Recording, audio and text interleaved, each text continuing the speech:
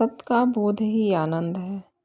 प्रश्नकर्ता कहता है, व्यवसाय से मैं एक चिकित्सक हूँ। प्रारंभ में मैं शल्य चिकित्सा करता था, फिर मनुष्य चिकित्सा भी करने लगा और श्रद्धा के आधार पर स्वास्थ्य लाभ कैसे होता है, मानसिक आरोग्य आदि विषयों पर कुछ पुस्तकें भी मैंने लिखी। आध्यात्मिक स्वास्थ्य के नियम सीखने के लिए अब मैं आपके पास आया हूँ। महाराज जी कहते हैं, जब तुम किसी रोगी की चिकित्सा करते हो तो तुम यथार्थता किस वस्तु का उपचार करते हो? चिकित्सा किसे कहते हैं? ऐसा कब कहा जा सकता है कि वह व्यक्ति अब स्वस्थ है? प्रश्नकर्ता कहता है, देह को स्वस्थ रखने का प्रयत्न तो मैं करता ही हूँ, पर साथ साथ देह और मन के बीच की कड़ी को सुधारने का यत्न भी करता हूँ। यह भी देखता हूँ कि मन स्वस्थ हो रहा है कि नहीं। महाराज जी कहते हैं, क्या तुमने देह और मन के बीच के जोड़े के बारे में कुछ अन्वेषण किए? वे दोनों परस्पर कहाँ संबद्ध होते हैं? प्रश्नकर्ता कहता है, मन का स्थान देह और देह में व्याप्त चेतना के मध्य ही होता है। महाराज जी कहते हैं, क्या देह अन्न ही से नहीं बनी होती? और क्या अन्न के अभाव में मन बना रहे, ऐसा संभव है? प्रश्नकर्ता कहता है, देह अन्न से ही बनी है और बनी रहती भी है। अन्न के बिना मन प्रायः निर्बल हो जाता है, परंतु मन केवल अन्न भर ही नहीं होता। कोई ऐसा रूपांतरकारी तत्व भी अवश्य है जो देह के भीतर मन की उत्पत्ति का कारण है। वह रूपांतरकारी तत्व क्या है? महाराज जी कहते हैं, जिस प्रकार लकड़ी घर्षण द्वारा अग्नि उत्पन्न करती है और यह अग्नि लकड़ी नहीं होती, उसी प्रकार देह मन को उत्पन्न करती है और मन देह नहीं है। परंतु मन किसे प्रतीत होता है? विचार और भावनाओं का। जिन्हें तुम मन कहते हो, उनका संवेदनकर्ता कौन है? लकड़ी है, अग्नि भी है और अग्नि का उपभोग करने वाला भी कोई है। मन का उपभोग कौन करता है? और यह उपभोगकर्ता भी अन्न का परिणाम मात्र होता है या यह एक स्वतंत्र वस्तु है? प्रश्नकर्ता कहता है, यह एक स्वतंत्र वस्तु है। महाराज जी कहते हैं, यह तुम कैसे जानते हो? अपने स्वयं के अनुभव से कहो। तुम ना तो देह हो और ना ही मन हो, ऐसा तुम कहते हो, यह तुम्हें कैसे ज्ञात हुआ? प्रश्नकर्ता कहता है, सचमुच मैं इसे नहीं जानता, ऐसा मेरा अनुमान है। महाराज जी, सत्य नित्य है, वास्तविक परिवर्तन रहित है। जो परिवर्तित होता है वह वास्तविक नहीं होता और जो वास्तविक है वह परिवर्तित नहीं होता। अब तुम में वह क्या है जो कि परिवर्तित नहीं होता? जब तक अन्न है तब तक देह रहती है, मन रहता है। जब अन्न त्याग दिया जाता है तो देह मृत हो जाती है और मन विलीन हो जाता है। पर क्या दृष्टा नष्ट हो जाता है? प्रश्नकर्ता कहता है, मेरा अनुमान है कि वह नष्ट नहीं होता, पर मेरे पास इसका कोई प्रमाण नहीं। महाराज जी कहते हैं, तुम स्वयं ही प्रमाण हो। अन्य कोई प्रमाण ना तो तुम्हारे पास है और ना संभव है। तुम स्वयं हो। तुम अपने आप को जानते हो, अपने आप से प्रेम करते हो। मन जो कुछ भी करता है अपने आप से प्रेम के लिए ही करता है। प्रेम आत्मा का मूल स्वभाव ही है। यही प्रिय है, प्रीति है और प्रिय भी है। आत्मा के ही कारण देह और मन इतने अधिक लुभावने और अतिप्रिय प्रतीत होते हैं।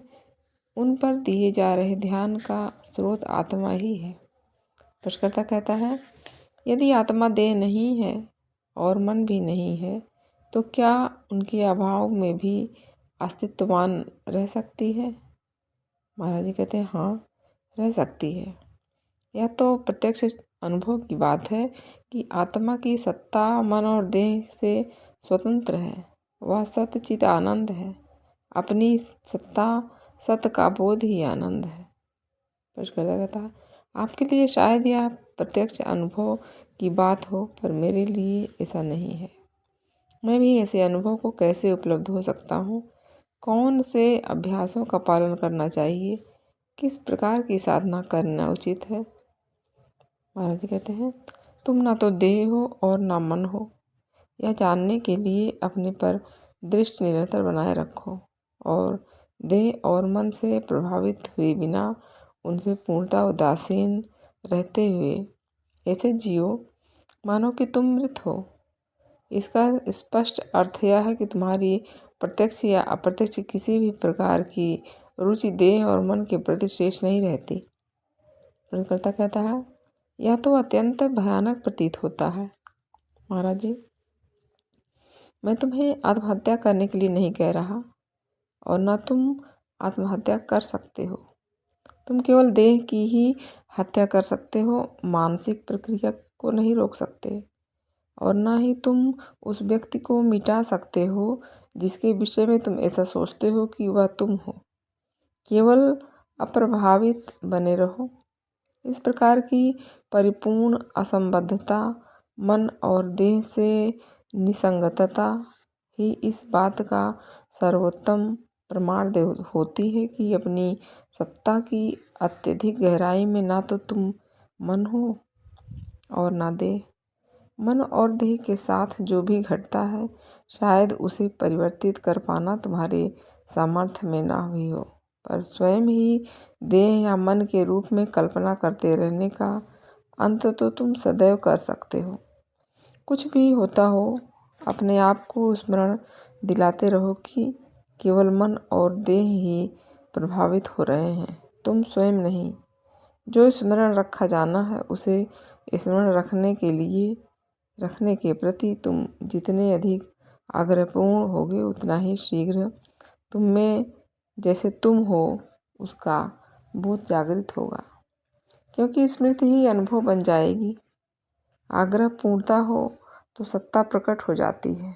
जिसकी कल्पना और संकल्प किया जाना है वह प्रत्यक्ष हो उठता है और इस स्थिति में एक संकट भी सामने आता है और उससे बचने का उपाय भी।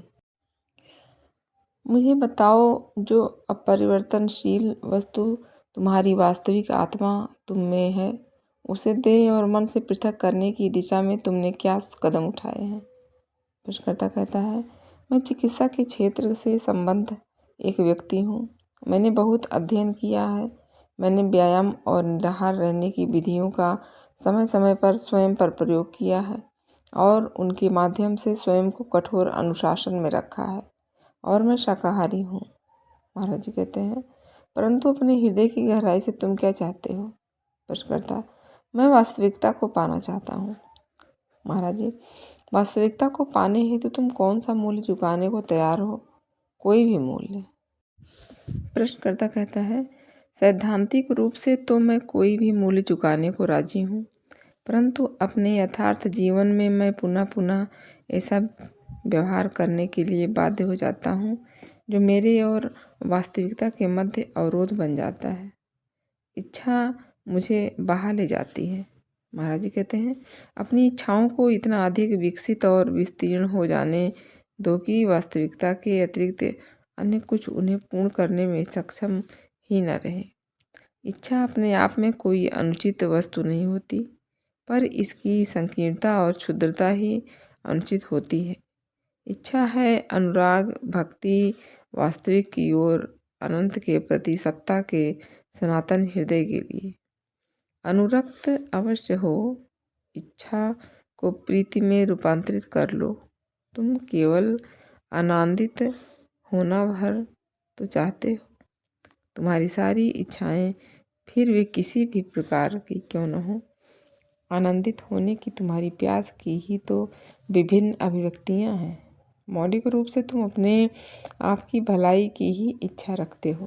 प्रश्नकर्ता कहता है, मैं जानता हूँ कि मुझे यह इच्छा नहीं होनी चाहिए। महाराज जी, क्या कहा? तुम्हें ऐसा किसने कहा कि तुम्हें यह इच्छा नहीं होना चाहिए? आनंदित होने की चाह में क्या गलत है?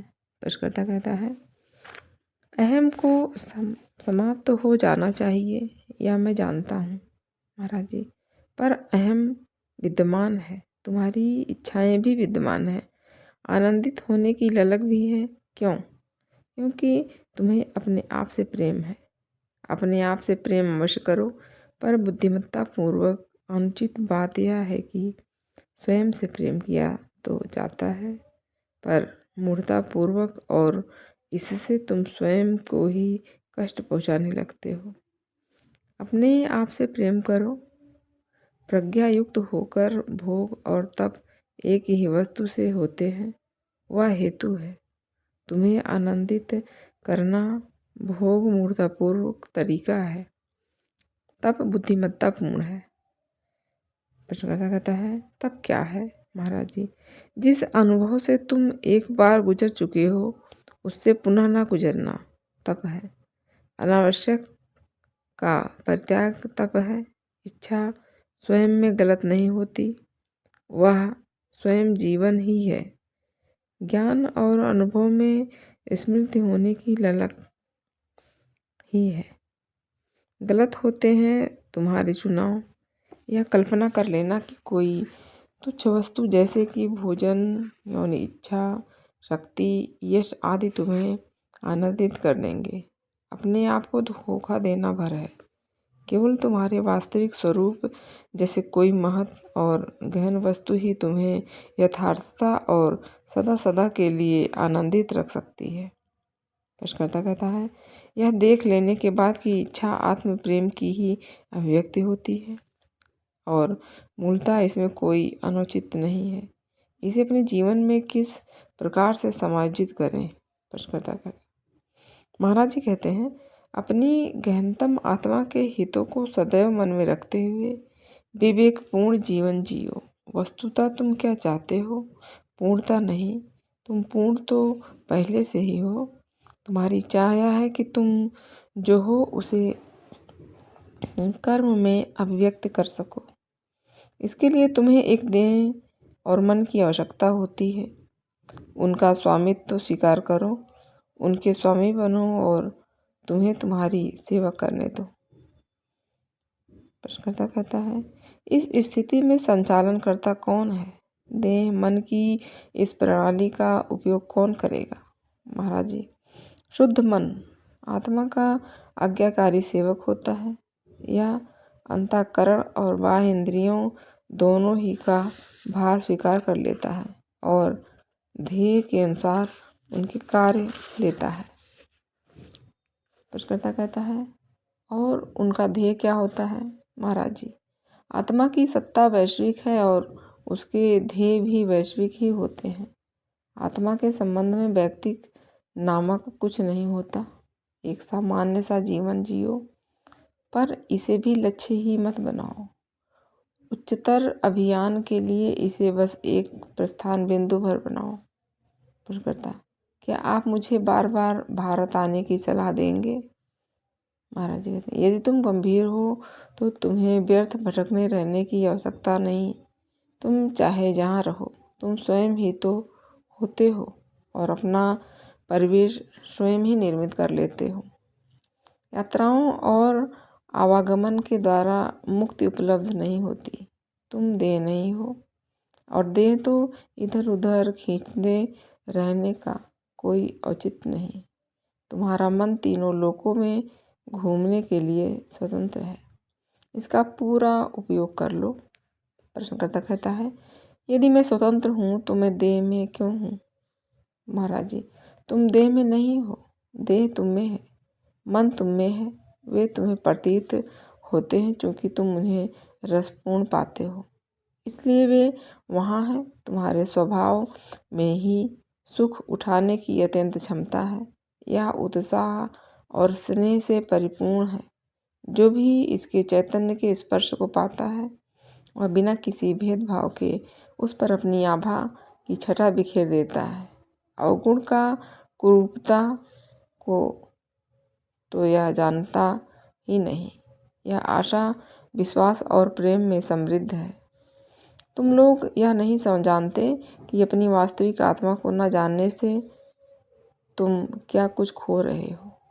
तुम ना तो देह हो और न मन, ना तो ईंधन हो और न अग्नि।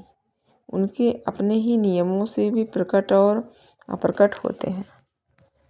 तुम उसे प्रेम करते हो जो तुम हो। तुम तुम्हारा वास्तविक स्वरूप और तुम जो भी करते हो तुम्हारी अपनी खुशी के लिए करते हो। इसे उपलब्ध कर लेना, जान लेना, प्राणपण से चाहना तो तुम्हारी मौलिक अभिलाषा ही होती है। चिरकाल से तुम स्वयं से प्रेम करते रहे, पर कभी भी बुद्धिमत्तापूर्ण ढंग से तुमने स्वयं से प्रेम ना किया। अपने मन और देह का उपयोग बुद्धिमानी से आत्मा की सेवा हेतु करो, यह पर्याप्त है। अपने वास्तविक स्वरूप के प्रति समर्पित रहो। अपने आप से परम प्रेम करो। यह दिखावा मत करो कि तुम दूसरों से भी अपने जैसा प्रेम करते हो। जब तक तुम उन्हें अपने साथ एक सा अनुभव नहीं कर लेते तब तक तुम उनसे प्रेम नहीं कर सकते। जो तुम नहीं हो वह होने का नाटक मत करो। जो तुम हो वह होने से इनकार मत करो। अन्यों के प्रति तुम्हारा प्रेम आत्मज्ञान से फलित होता है, ना कि उसका कारण। आत्म साक्षात्कार के अभाव में कोई भी सच्चा सद्गुण नहीं होता। जब तुम निसंदिग्ध रूप से यह जान लेते हो कि जो कुछ भी है और जो तुम हो उस सब में एक ही जीवन प्रवाहित हो रहा है, तब तुम सहजता से और स्वस्फूर्त होकर सबसे प्रेम करने लगते हो। जब तुम्हें तुम्हारे अपने आप के प्रति प्रेम की गहराई और परिपूर्णता का बोध होता है, तब तुम जान जाते हो कि प्रत्येक जीवित प्राणी और सारा जगत ही तुम्हारे स्नेह में आबद्ध है। पर जब तुम किसी वस्तु को अपने से पृथक की तरह देखते हो तब तुम उसे प्रेम नहीं कर पाते, क्योंकि तब तुम उससे भयभीत हो जाते हो। परायेपन का भाव भय का कारण है और भय परायेपन के भाव को दृढ़ता प्रदान करता है। यह एक दुष्चक्र है। केवल आत्म साक्षात्कार ही इसे तोड़ सकता है। अतः संकल्प पूर्वक इस दिशा में आगे बढ़ो।